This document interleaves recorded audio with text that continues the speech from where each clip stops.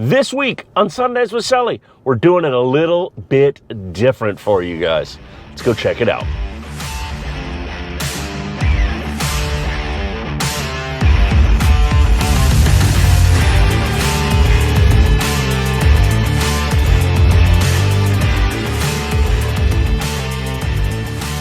Welcome back, everybody, to another episode of Sundays with Sully.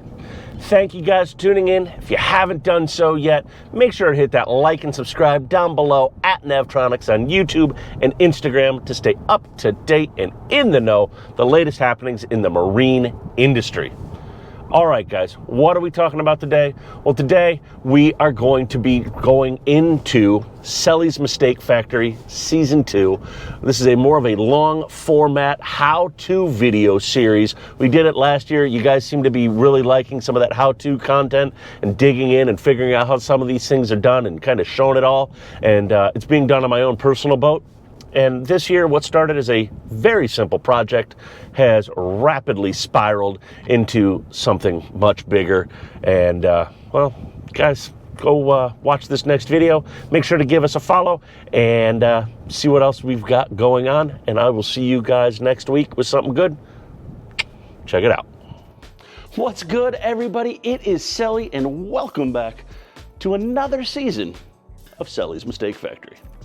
Look behind me, guys. We are back on board my boat, Bailey, and you can see this year we are not in the white bubble. We are surrounded by boats. We've got a roof over our head. We are inside, and I thought, you know, I'm going to tackle a few small projects while the boat's inside and get some things taken care of. And in true me fashion and boat fashion, things have rapidly spiraled and grown to a much larger project. So I said, what the hell, let's do some video. Let's show you guys this, because I'm not the only person with an old boat out there on YouTube showing you how to do things. So let's get it in and let's talk about what we've got going on. All right, guys, so like I said, what was supposed to be just kind of a simple, easy winter project, and that was going to be upgrading the lighting on my boat, has rapidly spiraled now. And now I've already had underwater lighting on my boat. It's worked great. It actually still works great. We're talking, I don't know, 6-7 years now into it, and it works great. But it's time for an upgrade, and it's time to test some new product and see what we can and can't do with some certain things. So I said, you know what? Let's go ahead. Let's take off the old underwater lights. That step one right there, guys, is already a big ask, because I think I've got like, I don't know, 8 or 9 of them back there, and each one of those is glued to the back of the boat. They're held in place with whether it was Sikaflex, 4200, 5200, whatever I could find at the time when I was doing the install, because that's over the course of 2 or 3 different times I've been putting and adding lights onto there. So all those have to get removed. All that surface has got to get cleaned and prepped and barrier coated. And then we have to also set up the prep to install the new LumaShore lights as well. And we have to make sure we're back to clean gel coat or clean barrier coat for all of those, so we have a good bond, a good seal, and everything is nice for that. So that wasn't just enough of a project for me to have to handle. No. I started doing some math here, guys, and me and math are not exactly the best of friends, and each one of those lights draws 5 amps.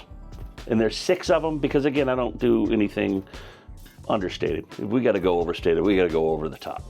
So now I start doing some quick numbers here, and I figure out I've got 6 lights at 5 amp draw, and we start going even at a 10% drop and making that battery run, because we are back here in the aft deck area, my generator area.